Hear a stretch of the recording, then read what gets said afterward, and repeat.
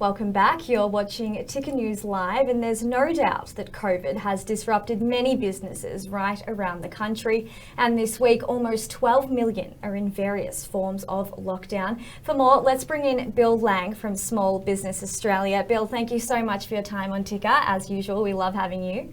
Good to see you, Brittany. Now, let's state the obvious, Bill. What does all these lockdowns mean for small businesses?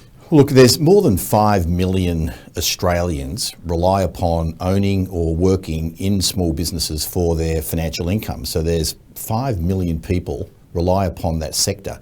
Now with nearly 12 million Australians that can't leave home, they can get out and get some food and get some exercise. A number of the businesses have had to close. A number of the businesses won't see any customers, and nearly all of the businesses now have got much greater uncertainty around how long will these lockdowns last, what will the implications be, and where will the government be to help them. Absolutely, and for our global viewers, this is one of the first times that we've had multiple states in lockdown. Alice Springs, places that haven't even worn masks before. So these are some of the first businesses that have ever experienced a lockdown to this measure. So what should business owners in these lockdown areas actually be doing? Yeah, look, I think that they've all experienced sort of a national lockdown over 12 months ago. So of course, cash is king and queen, prince and princess in any business, and all the business owners know that they have to minimise expenditure going out the door while trying to maximise cash coming into the business. So it's been difficult for those, particularly where they've had to buy stock food. So in hospitality businesses where they were planning on trading for the next few days or the next week and had stock, and some of that is perishable.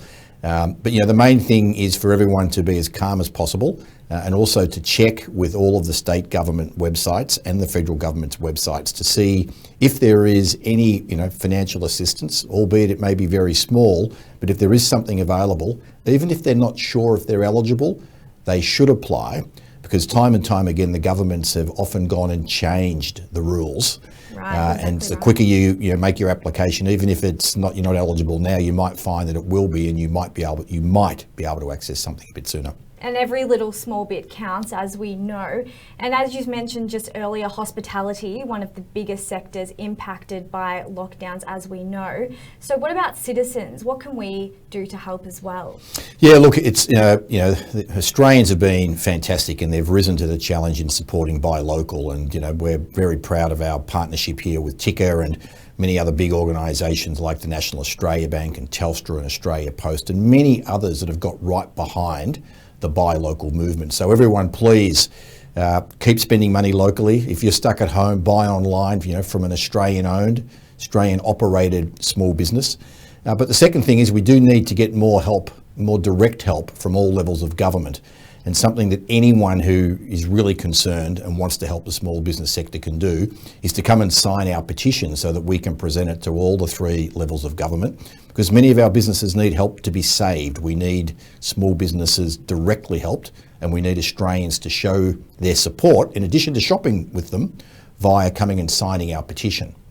Exactly right, and I think most Australians interact with at least 1 or 2 small businesses quite often on the daily. Now, you've mentioned that we can go to different governments and there's various support measures available, but what more do you think the government should be doing on a local, state and perhaps even a federal level? Well, look, very much at the federal and state government level, they should be working together. They should be creating a small business fund or a Team Australia fund where the federal government and the state government for the businesses in that state directly contribute. They should make it very simple and easy to access, so they can be fairly accessed and appropriate help can be provided, as opposed to pointing fingers at each other. And many business owners are out there drowning, and you look across and it's like you've got governments, premiers, prime ministers throwing sand at each other on the beach while these businesses are drowning. It's gotten very political, hasn't it? Well, it's the nature of politics, sadly. Like, there's different coloured T-shirts that they wear, and there's federal versus state and a lot of finger pointing. But business owners and their families, remember 5 million Australians rely upon small business for their livelihoods. Not to mention there's not an adult Australian who didn't get their work experience as a youngster working in a small business. Or there's not a local community, there's not a school that doesn't get prizes for the trivia night and the raffle from small businesses. There's not a community sporting club that doesn't get sponsorship from small businesses. even more important than the financial role, economic role, these people are the hearts and souls of our communities.